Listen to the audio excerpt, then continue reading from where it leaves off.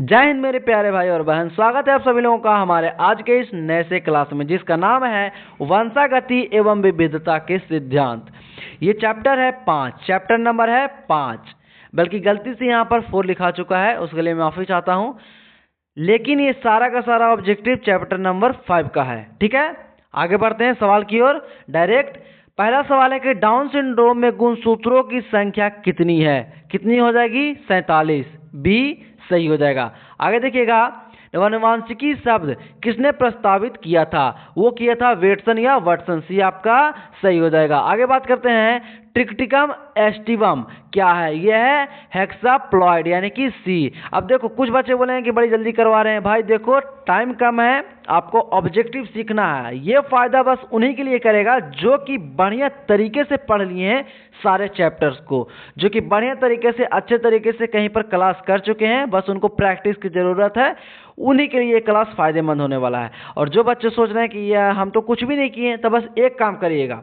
जिन बच्चों का अगर कंप्लीट नहीं है, वो बस एक काम करिएगा, अपना कॉपी और पेन लीजिए और उठाना, मतलब कि लिखना शुरू कर दीजिए। ठीक है, उनके लिए अब कोई उपाय नहीं है। अब अभी से चैप्टर शुरू करेंगे तो ना जाने कितना दिन के बाद खत्म होगा, परीक्षा ऐसी रह जाएगा। इसलिए कॉपी पेन लीजिए और लिखना शुरू कर दीजिए। और मैं यहाँ पर जितना भी 50 ऑब्जेक्टिव करवाने वाला हूँ, जितना भी एमसीक्यूज 50 एमसीक्यूज करवाने वाला हूँ, सारे के सारे इंपॉर्टेंट हैं। ठीक है, ऐसा थोड़ी ना होता है कि आपको एक ही चैप्टर से 400-500 ऑब्जेक्टिव दे दिया जाएगा। ऐसा थोड़ी बुड़बक है एग्जाम वाला। सब चैप्टर से थोड़ा थोड़ा करके देगा, किसी से 1 किसी से 2 मिला करके देगा, है कि नहीं? तो इस तरह से आपको टोटल 50 ऑब्जेक्टिव सारे सब्जेक्ट में, सारे चैप्टर में करवा रहा हूं। आपका इजीली कंप्लीट हो जाएगा। बस आप वीडियो ध्यान से देखिए लास्ट तक। देखिए सवाल क्या है कि ZW और ZZ तरह का लिंग निर्धारण किसमें देखा गया है? वो किसमें देखा गया है बच्चों? मोर में देखा गया है। किसमें देखा गया है? मोर में देखा गया है। आगे है कि टर्नर सिंड्रोम में गुणसूत्रों की संख्या कितनी होती है? टर्नर सिंड्रोम में 45 होती है, 45 होती है। अच्छा, मनुष्य में कितनी होती है जी? 44 होती है। मनुष्य में 44 होती है, गलत जवाब। वो 44 ऑटोसोम होता है, बल्कि 46 होती है और 23 जोड़ा होता है। ठीक है, आगे देखिएगा, मनुष्य में एबीओ रक्त समूह क्या दर्शाता है? एबीओ रक्त समूह क्या दर्शाता है? वो दर्शाता है आपका बी और सी दोनों हो जाएगा, यानी कि डी ऑप्शन करेक्ट हो जाएगा। यानी अपूर्ण प्रभाव कहा गया जी? बी और सी सह प्रभाविकता के नियम को दर्शाएगा और बहुअलीलता को दर्शाएगा। क्या हो जाएगा? फिर से एक बार ध्यान से सुन लीजिए, आपका बी और सी हो जाएगा सह प्रभाविकता और बहुअलीलता, यानी कि डी आपका करेक्ट हो जाएगा। आगे देखिएगा बच्चों, कानों पर बाल की बहुलता का जीन किस क्रोमोसोम पर पाया जाता है? कानों पर बाल की बहुलता का जीन किस क्रोमोसोम पर पाया जाता है? वो आपका पाया जाता है क्रोमोसोम पर। क्रोमोसोम है आपका कहीं पर? बाई क्रोमोसोम पर। आपका सी करेक्ट हो जाएगा। आगे देखेंगे, सवाल आपका है, मेंडल ने किसका चयन किया था? मेंडल ने किसका चयन किया था? अरे सबको पता है कि गार्डन से एक मटर के पौधे को उठाए थे, उसी पर एक्सपेरिमेंट किए थे। अच्छा, कितने तरीके के लक्षण के पौधों को लिए थे? तो 7 तरीके के लक्षण के पौधों को लिए थे। ठीक है, यानी कि किसी में गोल था, राउंड था, किसी में पीले कलर का बीज लिए थे, किसी में उसका जो फूल है सफेद और बैगनी कलर का लिए थे। इस तरह से 7 किस्म के लिए थे। आगे है कि मानव रुधिर ए बी वर्ग में क्या उपस्थित होता है या फिर नहीं होता है? एंटीबॉडी अनुपस्थित होता है, यानी कि एंटीबॉडी नहीं होता है। आगे देखेंगे, एक जीन का एक जोड़ा दूसरे जीन के जोड़े के प्रभाव को रोकता है, जिसे क्या कहते हैं? एपी स्टेट कहते हैं। एपी स्टेट कहते हैं। क्या कहता नहीं? एपी स्टेट कहता नहीं। इनमें से आगे सुनिएगा, आगे ध्यान देना है कि इनमें से कौन सा मेंडल के नियम का व्यापक अपवाद है? वो आपका क्या हो जाएगा? स्वतंत्र आव्यूहन का नियम। स्वतंत्र आव्यूहन का नियम हो जाएगा। आगे देखना है, मेंडल ने क्या प्रस्तावित किया था? मेंडल ने क्या प्रस्तावित किया था? आनुवांशिकता का नियम। ये चीज किसी को नहीं याद होगा तो चुल्लू भर पानी में जाकर डूब मरो। आगे देखो, वर्णांधता यानी कलर ब्लाइंडनेस वाले लोगों को कौन से रंगों को नहीं पहचान पाते हैं? वो है जो कि ये आपका हो जाएगा क्या? लाल और हरा रंग का है, जो कि कलर वो सब नहीं पहचान पाते हैं। आगे ध्यान देना है, द्विसंकर क्रॉस यानी कि डाई हाइब्रिड इसको बोल सकते हैं। डाई हाइब्रिड क्रॉस में अनुलक्षण यानी कि फिनोटाइप अनुपात क्या होता है? तो वो होता है 9:3:3:1, यानी कि डी आपका करेक्ट हो जाएगा। कोई दिक्कत? आगे देखिए कि मेंडल के नियम का एक अपवाद कौन सा है? वो होगा आपका सहलगनता का नियम। मेंडल के कौन सा, ये अपवाद में चलाएगा। ऐसा क्यों? प्रभाविकता का नियम उन्होंने दिया, युग्मक की शुद्धता का नियम उन्होंने दिया, स्वतंत्र अपव्यूहन का नियम दिया। तो सिर्फ यही ना एक बच गया जो अपवाद में रहेगा। कोई दिक्कत? आगे बढ़ेंगे। F2 संतति की बाह्य लक्षण अनुपात फिनोटाइप अपूर्ण प्रभाविता की स्थिति में क्या होगा? कौन सा अनुपात हो जाएगा? 1:2:1। देखिए एक चीज ध्यान रखिएगा, जब देखिए मेंडल ने जब एक्सपेरिमेंट किया था तो उसमें एकल संकरण एक्सपेरिमेंट किया तो उन्होंने उसमें दो सिद्धांत दिया। पहला सिद्धांत का नाम था प्रभाविकता का नियम और दूसरा पृथक्करण का नियम। बात समझ में आ रहा है बउआ? पहला प्रभाविकता का नियम और दूसरा पृथक्करण का नियम। जो प्रभाविकता का नियम था उसमें सारे के सारे पौधे लंबे हुए थे। पृथक्करण के नियम में क्या हुआ था? लक्षण को देख करके इसका यानी कि फिनोटाइप अनुपात बताना होगा। तो क्या बताएंगे? 3:1, यानी कि 3 हुआ था लंबा, 1 हुआ था बौना। अगर जीनोटाइप अनुपात बोलेगा तो क्या बताएंगे? जीनोटाइप में जीन को देख करके बताया गया था तो उसका अनुपात हो जाएगा आपका 1:2:1। ये जीनोटाइप है और ये फिनोटाइप है, यानी लक्षण प्रारूपीय अनुपात और जीन प्रारूपीय अनुपात। ये दोनों जो के दोनों है ये एकल में होता है। किस में होता है? एकल संकरण में। जबकि डुअल यानी कि द्विसंकर में क्या होता है? तो द्विसंकर में आपका ये होता है अनुपात, लक्षण प्रारूपीय अनुपात 9:3:3:1। आगे बढ़ेंगे, कोई दिक्कत? क्रॉसिंग ओवर जीन विनिमय किस अवस्था में होता है? जीन विनिमय आपका पैकिटीन अवस्था में होता है, पैकिटीन अवस्था में। आगे बढ़ेंगे, आगे आपका सवाल है कि मानव रुधिर वर्ग ओ में क्या होता है? तो एंटीजन अनुपस्थित होता है, डी आपका सही हो जाएगा। आगे देखना है सवाल, इनमें से कौन सा रक्त समूह सार्वभौमिक रक्तदाता है? अच्छा ये बताइए, ऐसा कौन सा रक्त समूह है जो कि सभी को हम लोग बांट सकते हैं, दान कर सकते हैं? तो डी हो जाएगा, ओ है जो कि सभी को दिया जा सकता है। आगे बात करते हैं कि अर्जित गुणों की वंशागति का सिद्धांत किसके द्वारा दिया गया था? लैमार्क के द्वारा दिया गया था। किसके द्वारा दिया गया था? लैमार्क के द्वारा। बी सही हो जाएगा। आगे है कि एक संकरण क्रॉस का फेनोटाइप अनुपात क्या होता है? अभी बताएं कि एक संकरण में यानी कि लक्षण अनुपात हो जाएगा 3:1। क्या हो जाएगा? 3:1। अगर यहाँ पर फिनोटाइप पूछा तो 3:1, लेकिन अगर कहता है इसमें जीनोटाइप तो क्या हो जाता है? जीनोटाइप में क्या होता है? 1:2:1। और ये तो द्विसंकर में होता है। आगे बढ़ें, आगे बात करते हैं कि मनुष्य के पुरुष में गुणसूत्र की संख्या क्या होती है? तो 44 + XY होती है। X एक्सिस में होगा, महिला में, इसी से तो हम लोग का गुण लिंग निर्धारण होता है। आगे बात करते हैं कि स्त्री मनुष्य में कौन से गुणसूत्र होंगे? 44 + XX, यानी आपका ए करेक्ट हो जाएगा। आगे देखिए कि एक संकरण में का जीनोटाइप अनुपात क्या है? एकल संकरण में जीनोटाइप अनुपात तो ये हो जाएगा 1:2:1, ये हो जाएगा फिनोटाइप। ठीक है, ये द्विसंकर में होगा। ये फेनोटाइप, ये जीनोटाइप, ये द्विसंकर में, और ये दोनों एक संकर में। आगे बात करें, एक ही स्थान पर उपस्थित रहने वाले जीन जिनकी विभिन्नता अभिव्यक्ति होती है क्या कहलाती है? बहुअलील कहलाती है। क्या कहलाती है? बहुअलील कहलाती है। आगे देखना है कि सबसे अधिक तथा सबसे कम जीन वाले मानव गुणसूत्र इनमें से कौन से हैं? वो आपका हो जाएगा गुणसूत्र 1 एवं 22। आगे देखेंगे कि दात्र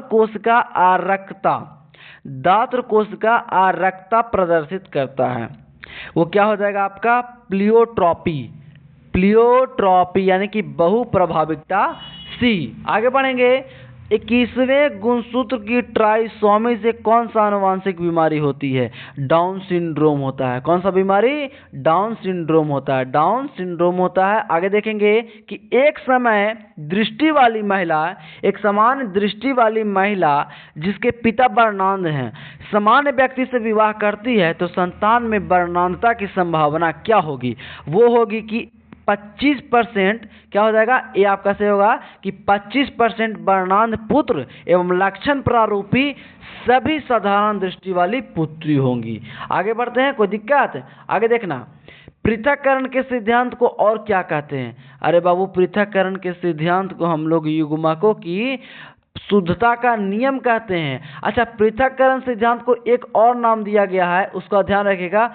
मेंडल के प्रथम नियम, मेंडल का प्रथम नियम। ठीक है, आगे देखेंगे, आगे बात करते हैं। बच्चों में मंगोलियन डाउन सिंड्रोम होने का कारण क्या है? बच्चों में डाउन सिंड्रोम होने का कारण क्या है? तो ट्राइसोमी है, ट्राइसोमी आपका ये सही हो जाएगा सी। किसी परिवार की अनेक पीढ़ियों के लक्षणों का विश्लेषण क्या कहलाता है? वंशावली विश्लेषण, नाम से ही पता चल रहा है। आगे बात करते हैं, युग्म विकल्प जो किसी दूसरे की उपस्थिति में स्वयं को व्यक्त नहीं कर पाता है उसे क्या कहते हैं या क्या कहलाता है? अप्रभावी कहलाता है। क्या कहलाता है? अप्रभावी कहलाता है। आगे देखना कि अधिकांश उत्परिवर्तन कैसे होता है? वो होता है अप्रभावी के द्वारा, अप्रभावी के द्वारा सी हो जाएगा। आगे देखना कि बाह्य गुणसूत्र पर उपस्थित जीन्स या जीन क्या कहलाते हैं? Holandric genes. क्या कहलाते हैं? होलेंड्रिक जीन्स, आपका सी से हो जाएगा, जीन्स पहनने वाला नहीं। ठीक है, जीन मतलब जो कि माता पिता का लक्षण या गुण बच्चों या संतान में जाता है। आगे है कि एक प्रबल म्यूटेशन उत्परिवर्तन कारक क्या है? वो है एक्सरे। क्या है? एक्सरे। क्या है? एक्सरे। एक प्रबल म्यूटेशन क्या है? तो एक्सरे है। ठीक है, आगे देखिए कि पूर्ण प्रभाविता अनुपस्थित पाया गया है किसमें? तो मिराबिलिसिस जाल्पा, स्नैपड्रैगन में आपका ए करेक्ट हो जाएगा। आगे देखेंगे, कई लक्षणों को प्रभावित करने वाला जीन क्या कहलाता है? क्या कहलाएगा? प्लियोट्रॉपिक, बहुप्रभावी कहलाएगा। ठीक है, आगे देखना, विभिन्नताओं का क्या स्रोत है? विभिन्नताओं का स्रोत जो है उत्परिवर्तन है। आगे देखना है, बेंडल द्वारा दिया गया युग्मकों की शुद्धता का नियम किस पर आधारित है? एकल संकरण पर आधारित है। आपका सी सही हो जाएगा। आगे ध्यान देना कि हीमोफीलिया कैसा विकार है, कैसा रोग है? तो हीमोफीलिया मेंडेलियन व्याधि है, आपका सही हो जाएगा। आगे ध्यान देना है कि एक गुणसूत्र पर अत्यंत समीप स्थित जीन क्या प्रदर्शित करते हैं? जीन विनिमय नहीं होगा, यही प्रदर्शित करेगा। क्या करेगा? जीन विनिमय नहीं होगा। ठीक है, आगे बात करते हैं कि मेंडल के प्रयोगों के लिए कुत्तों की तुलना में मैटर के पौधे क्यों अधिक उपयोगी थे या उपयुक्त थे? क्यों थे? तो देखिए, मेंडल में जो है कि मेंडल जी जो है मैटर में 7 जोड़ी गुणसूत्र के पौधे को लिया था, है ना। यानी कि मैटर में 7 जोड़ी गुणसूत्र होते हैं और 7 लक्षण अलग अलग गुणसूत्रों पर स्थित होते हैं। आपको पता होगा कि मेंडल ने 7 अलग अलग किस्म के मटर के पौधे को लिया था। कोई गोल लिया था, तो लिया था बौना, गोल लिया, हरा लिया, सफ़ेद लिया, मतलब अलग अलग वेराइटी, अलग अलग किस्म का लिया। जैसे कि देखे होंगे आप लोग जो क्रॉस करवाए थे F1 पीढ़ी में, उसमें के सारे कैसे, एक लिए थे एक जनक लिए थे हम लोग लंबा और एक बौना। ठीक है, बाकी मैं इसमें ज़्यादा नहीं विस्तार से बताऊंगा, आप लोग पढ़े होंगे तो आपको पता होगा। बताइए इसमें कि कौन से पारिभाषिक शब्द का उपयोग आनुवंशिक लक्षणों के तुलनात्मक रूपों या जीन के लिए किया जाता है? यानी किसके लिए किया जाता है? एलील्स के लिए किया जाता है। डी हो जाएगा सही। आगे देखना है ध्यान से, यदि किसी आनुवंशिक लक्षण के तुलनात्मक रूपों के जीन मिल जाते हैं तो इनमें से एक ही लक्षण का विकास होता है, दूसरे का नहीं। तो इसे कौन सा नियम कहते हैं? इसे हम लोग कहते हैं प्रबलता का नियम, और यही प्रबलता के नियम को हम लोग प्रभाविकता का नियम भी कहते हैं। इसी में ना मेंडल साहब बताए थे कि सारे के सारे पौधे एक समान आए थे, लंबे आए थे। आगे है कि वंशागति की इकाई किसे कहा जाता है? तो इसको मुंह पर हमेशा याद रखिएगा, जीन को कहा जाता है। डी सही हो जाएगा।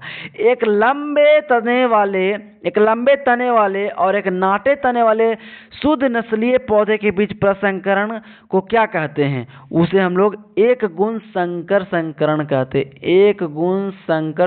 कहते हैं। आगे ध्यान देना, अनुवांशिक लक्षणों के जीन समूह को क्या कहते हैं? अरे अनुवांशिक लक्षणों के जीन समूह को जीनोटाइप कहते हैं। क्या कहते हैं? जीनोटाइप कहते हैं। आगे ध्यान देना है कि संतान को पिता से कितने प्रतिशत जीन प्राप्त होता है? तो बाबू 50% प्राप्त होता है। आगे ध्यान देना है कि ऑटोसोम होता है। अरे ऑटोसोम होता है, ऑटोसोम होता है कि लिंग गुणसूत्र के अतिरिक्त कोई भी अन्य गुणसूत्र। क्या होता है? लिंग गुणसूत्र के अतिरिक्त कोई और गुणसूत्र। कहाँ है जी? ये वाला आपका डी आपका करेक्ट हो जाएगा। चलो आगे देखेंगे। परिभाषिक शब्द के रूप में जिन शब्द का प्रयोग सर्वप्रथम उपयोग करने वाले वैज्ञानिक कौन है? तो जॉनसन है। कौन है? जॉनसन है। आगे ध्यान देना है कि जीव विज्ञान की वह शाखा जिसमें वंशानुक्रम से संबंधित जीवों की समानताओं एवं असमानताओं का अध्ययन किया जाता है, उसे क्या कहते हैं? अरे बाबू उसे हम लोग आनुवांशिकी न कहेंगे जी, जेनेटिक्स कहेंगे। आगे है कि एक सामान्य मानव शुक्राणु या अंडाणु में ऑटोसोम की संख्या कितनी होती है? तो 22 जोड़ी होती है। कितनी होती है? 22 जोड़ी। आगे देखें, आगे बात करेंगे इनमें से कौन सा जीनोटाइप विषम युग्मजी या संकर है? ये होता है TT. TT it means cross T, यानी कि संकर लंबा हो जाएगा। ठीक है, शुद्ध नहीं होगा, सिर्फ संकर लंबा होगा। अच्छा, कैपिटल जो टी होता है डबल, इसको क्या बोलते हैं? शुद्ध संकर लंबा। और ये जो स्मॉल टी है इसको कौन सी बोलते हैं हम लोग? इसे हम लोग बोलते हैं बौना। कौन बौना? तो शुद्ध संकर बौना बोलते हैं। आगे बढ़े, आगे देखना कि दो समजात जीन किस जीनोटाइप में बिल्कुल समान होते हैं? वो होता है हेमोजाइगस। हेमोजाइगस ये आपका करेक्ट हो जाएगा। मेंडल का स्वतंत्र आव्यूहन का नियम निष्कर्ष कैसे प्रसंकरण से सिद्ध हुआ? अरे ये तो द्विसंकर से न हुआ जी, डाई हाइब्रिड से न हुआ, द्विसंकर से। बी, बहुगुण एलीलवाद किस लक्षण की आनुवांशिकी का नियंत्रण करता है? रुधिर वर्गों का नियंत्रण करता है। बी आपका करेक्ट हो जाएगा। मेंडल ने किस सिद्धांत का प्रतिपादन नहीं किया था? वो किया था सहलग्नता का नियम का प्रतिपादन नहीं किया था। चूंकि प्रबलता के नियम को प्रभाविकता का नियम, बल्कि पृथक्करण को प्रथम नियम और स्वतंत्र अभिहन के नियम को सह प्रभाविकता का नियम भी कहते हैं। तो इस तीनों को उन्होंने दिया, जबकि इसको नहीं दिए थे, तो ये अलग हो गया। मेंडल का जन्म किस देश में हुआ? तो मेंडल का जन्म ऑस्ट्रिया देश में ब्रुन नामक शहर में हुआ था और गांव का नाम सिलिसिया था। आगे देखें, आगे बढ़ेंगे कि परिभाषिक शब्द के रूप में जेनेटिक्स का प्रयोग सर्वप्रथम किस वैज्ञानिक ने किया? वो किया था बेटसन नामक वैज्ञानिक ने। बेटसन, ठीक है, किसने किया? बेटसन नामक वैज्ञानिक ने। तो बच्चों यहाँ पर आपका टोटल 50 ऑब्जेक्टिव, 50 नहीं बल्कि उससे ज़्यादा ही मैंने करवा दिया है। तो ये आपको घाटा तो नहीं करेगा, ठीक है, आप ही के लिए फ़ायदेमंद है। कुछ ज़्यादा नहीं, 10 ज़्यादा एक्स्ट्रा करवा दिया, 60 ऑब्जेक्टिव करवा दिया है, ठीक है। तो ये रहा आपका 55 नंबर चैप्टर का कंप्लीट, या 50 ऑब्जेक्टिव होते हैं कंप्लीट, 50 नहीं ज़्यादा ही है। तो आपको वीडियो कैसा लगा कमेंट में बताइएगा। अच्छा लगा तो बहुत अच्छी बात है। और देखिए, जिन बच्चों का अगर कंप्लीट नहीं ना हुआ है, इस पूरे वीडियो को जो भी मैं बना रहा हूँ ध्यान से हर चैप्टर का देख लीजिएगा ज़रूर। 50-50 ऑब्जेक्टिव सारे में करवाया हूँ, बहुत ही फ़ायदेमंद है, ठीक है। और जिनका अगर मजबूत है तो उनको लिए क्या दिक्कत भाई, उनके लिए कोई समस्या ही नहीं है, वो आराम से आएंगे, प्रैक्टिस मारेंगे, निकल जाएंगे, ठीक है। तो इस तरह से आपका कंप्लीट हो जाएगा। और मेरे देखिए चैनल पर ना अभी एक सीरीज चल रहा है हिंदी का, तो अगर जिन बच्चों का अगर लास्ट समय में अच्छा तरीके से तैयारी नहीं हो पाया हिंदी का, एक काम करिएगा, मेरे चैनल के प्लेलिस्ट में जाइएगा, वहाँ पर आपको हिंदी का 1 से लेकर के जितना चैप्टर भी है हिंदी में सारे का सारा, बिल्कुल मूवी देखते हैं ना जिस तरह से कहानी सुनते हैं ना, ठीक उसी तरह से आपको वहाँ पर पूरा अच्छा से विस्तार से विश्लेषण करके बताया गया, मात्र 5 से 6 मिनट की वीडियो में। सोच के देखिए, उतना जल्दी कोई क्लास भी नहीं खत्म करवाएगा, इतना जल्दी मैंने करवाया वहाँ पर, ठीक है, बहुत अच्छे ढंग से करवाया है। आपको फील ही नहीं होगा कि आप कोई मतलब कि पढ़ाई या क्लास देख रहे हैं, आपको लगेगा कि कोई कहानी सुन रहे हैं, मज़ा भी आएगा, बहुत अच्छे से बताया गया। जरूर जाके देखिएगा, लास्ट टाइम में फर्स्ट डिवीजन का क्लास है, ठीक है, आपको बहुत अच्छा लगेगा। उसी तरह से आपको हर एक सब्जेक्ट का आपको ऑब्जेक्टिव आएगा कुछ समय में। और हो सकता है जब तक मैं आगे वीडियो बनाऊं तब तक आपको टोटल का सब्जेक्ट का ऑब्जेक्टिव मिल जाए। तो बढ़िया ढंग से तैयारी कीजिए। तब मिलते हैं आपसे नेक्स्ट क्लास में। ये आपका कंप्लीट हो गया। मिलेंगे अब आपको 6 नंबर चैप्टर के साथ, यानी कि वंशागति का आणविक आधार। मजबूती से तैयारी करके आइएगा अगला चैप्टर में। तब तक जय हिंद, जय भारत। मिलते हैं नेक्स्ट क्लास में। धन्यवाद।